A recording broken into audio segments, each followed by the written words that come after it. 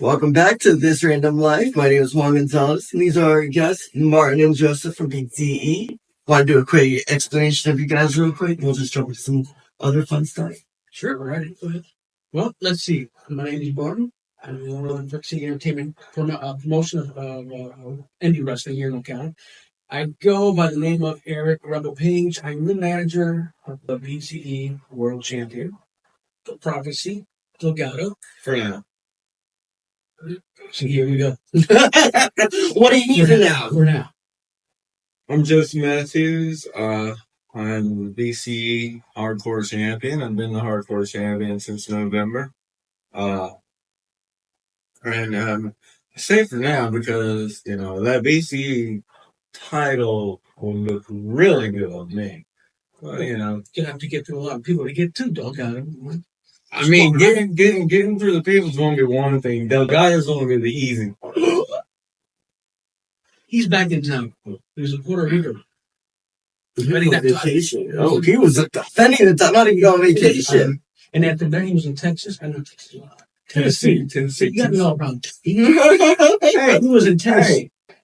But now, Dad is back home to Ocala. So we'll see him on the 28th with me, Eric Rebel Page, and let's see what trouble we can get into, because when we're together, we always get into trouble, but we get out.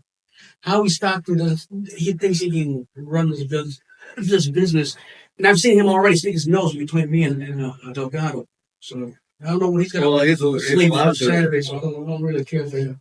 I just don't. He's allowed to. What do you mean he's allowed to? He's the manager. He's a general manager. Yeah, but he's not that much of it. We'll see what happens on the 28th. Yeah, see what happens on the 28th. Where on the 28th? The 28th, we'll be at the Silver Spring Shores Community Center. Doors open up at 6, and showtime is at 7. The tickets are $12 to get in for adults. Kids 12 and under are free. 12 and under are free, so make sure that you can bring the kids. Now, this is like a story-based wrestling and not too like crazy. You're not going to kill nobody and stuff, so kids are definitely welcome. Yeah, all kid-friendly show. Kid-friendly. Yeah, bad guys and good guys, and we'll see who wins out of that. Except for Prophecy, that's not kid-friendly. Here we go. He's kid-friendly. He is. Oh, yeah.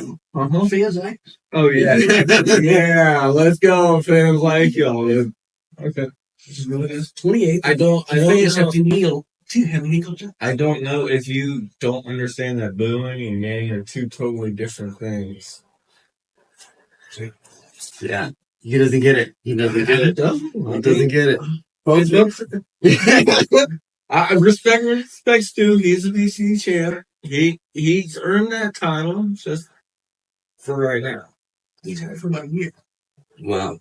And during that time, it's so hard. You got to do a lot of training and working out and, of course, fighting. How often do you have to fight? Well, we fight every month. We do a show. We don't have a place yet to set the ring up and train and all that, but every month we do a show out in the Shores Community Center. And they do a lot of working out, a lot of conditioning and cardio, eating right, all that stuff. So they got to be doing. Actually, neighborhood nutrition supplied me with this good shake. It's actually really good for you. It tastes amazing. Good stuff. Yeah, it's got 18 grams of protein and stuff. Get swole and get full off of the shakes and donuts and teas. Definitely come out and check it out. When you're working and building all these stories and stages and everything, does it ever become overwhelming? It should. It sure does. It sure does. It's just, but at the end, we feel a little bit more selling out there down the company. But yeah, first thing that's trying to get the U-Haul and trying to get everything loaded in and get production set up, curtains, lights, anything that comes with the production.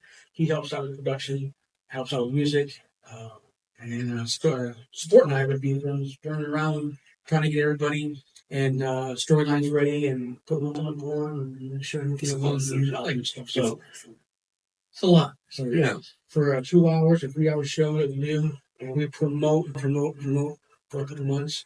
Just in 1 month, I think we passed about 1,000. 1,000 flights. 1,500, something like that. Wow, that's amazing. People on downtown Ocala Square. Shout out downtown Ocala. Yeah. So yeah.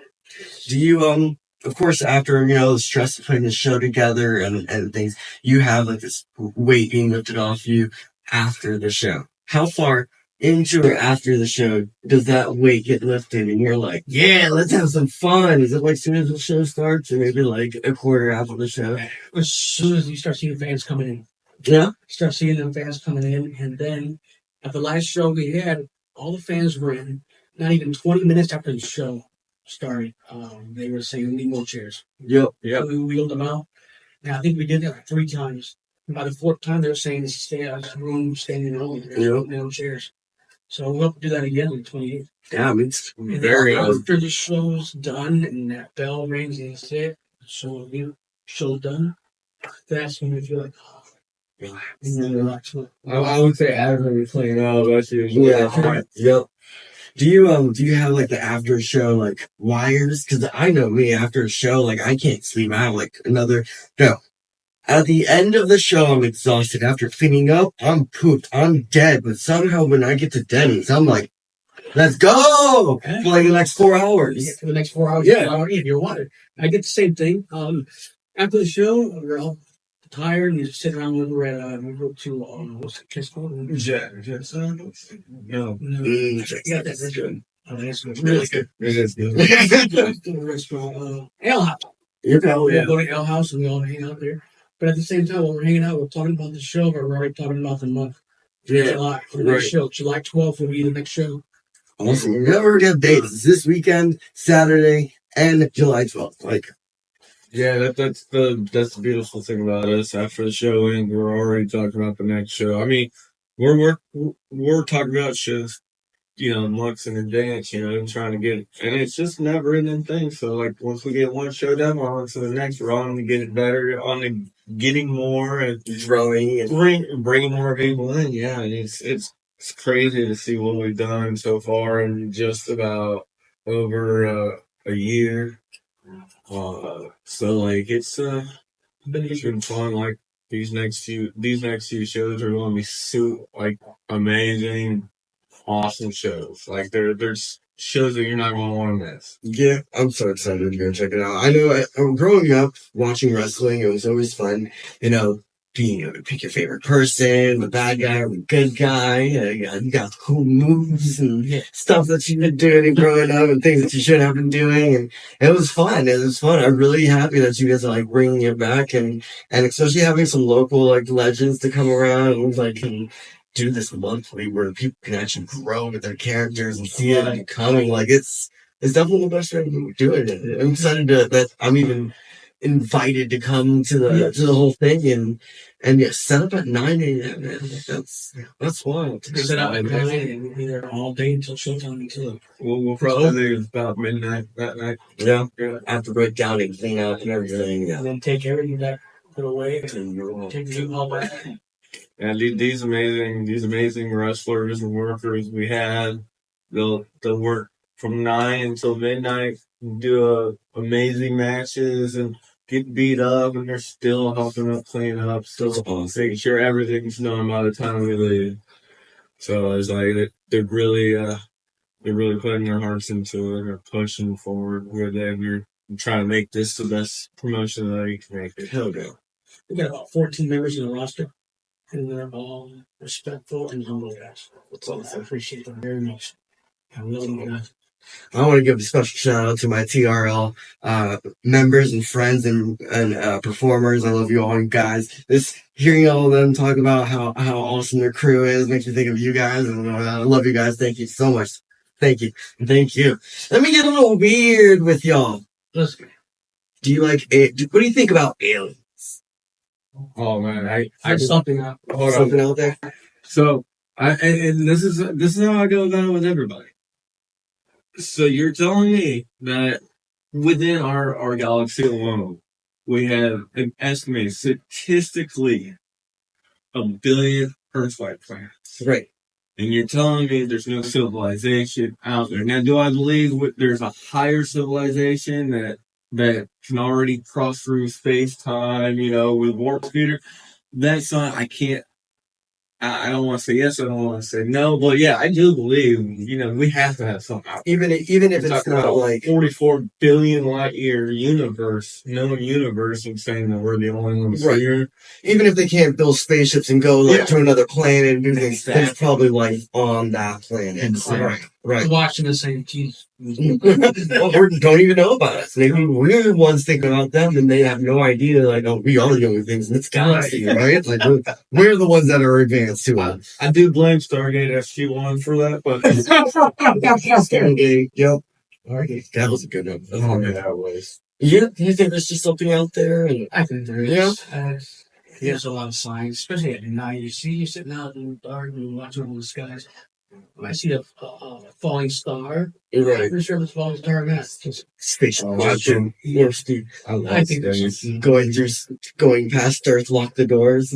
I love space. Like that's one of my favorite subjects to do. I love it so much.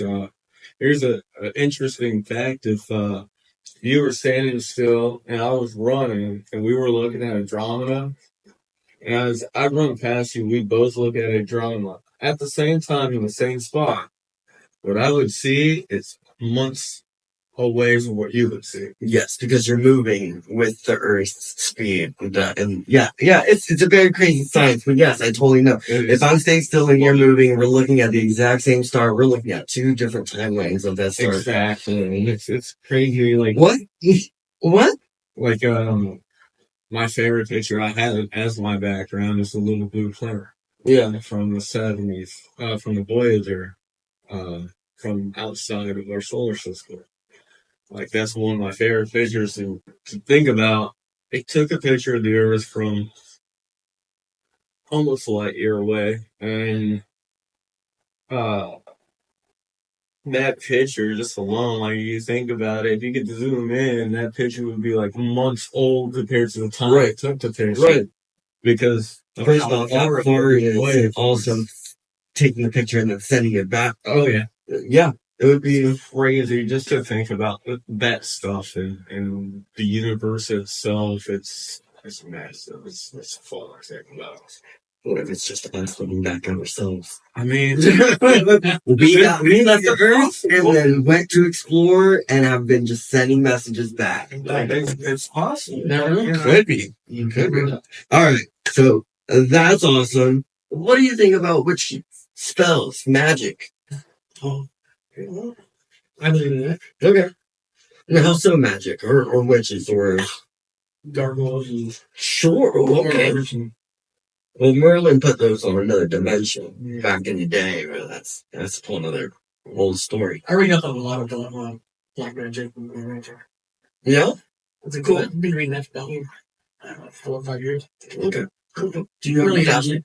You ever dabble in the you do? Very cool. Very cool. Can't really say anything about it. Yeah, no, I feel you. I feel you. Yeah, I like that. There's a lot of people who are like open and like, oh, I can do this, I can do this, I can do this, but also won't let you know about the things that can also go wrong.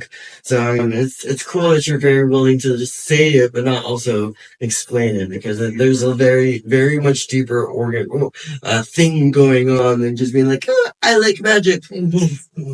Yeah, we gotta protect yourself. You gotta protect you, Right. Learn from your mom. It's gonna be like, oh yeah, magic's great, it's super easy. It's like, oh, great. I fucked that. No, fucked up. Fucked up. Yeah, so I just light it up. And...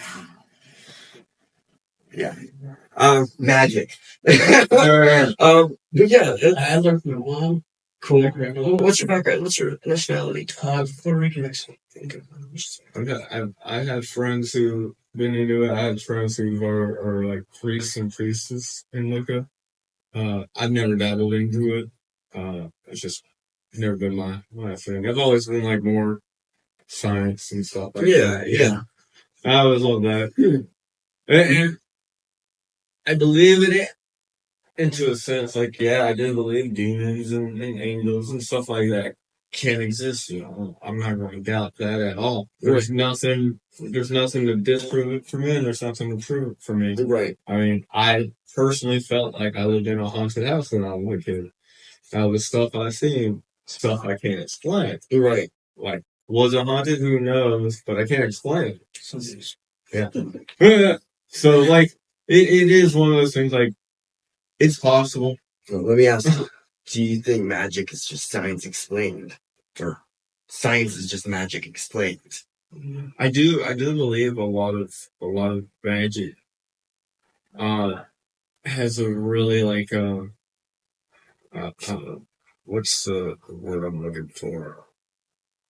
People, like, scientists that deal specifically with, like, plants and their health benefits and stuff. Yeah. I feel like, Black Magic really probably set us into that because that's, I mean, when you look at it, it's kind of where it originally started. Right. All these different religious and, all these different religions and cultures from the past that use these plants for medical, and that's kind of where it came from, and it all came from either magic or a religious ceremony or whatever the culture was dealing with. So, like, yeah, I believe in it because, like, there are a few things that you can clearly see that tie in with what we actually know. Right. So, like, I don't doubt it at all. Yeah. Okay, next question. Earth. Flat, sphere, my personal favorite, hollow. Hollow.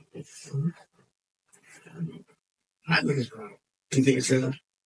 You guys think it's round? Because I love science. I'm gonna tell you right now, I would debate anybody on that because it is round. It is always going to be round. I think it's hollow. I think it's hollow. It's still round, but hollow. I would believe that over the well before flat. It's just because China has like found had a sinkhole, and in the sinkhole there was a forest thousands of years old.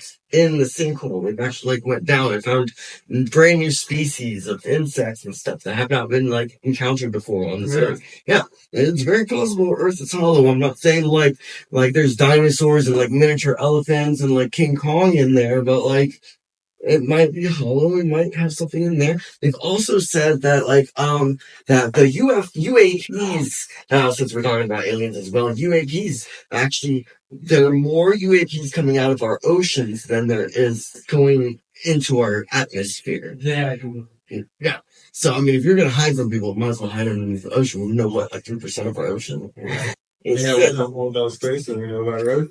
Sure we do. Sure we do. Well, right. That's the science. Yeah. Okay. So sphere. Cool. Well, let's see here. I believe I've asked the ghosts. I asked the witches. I asked the aliens, and I've asked the Earth. Haunted places. Well, haunting places. Yeah. Do you believe in haunts? Huh, well, you lived in a haunted house. Yeah.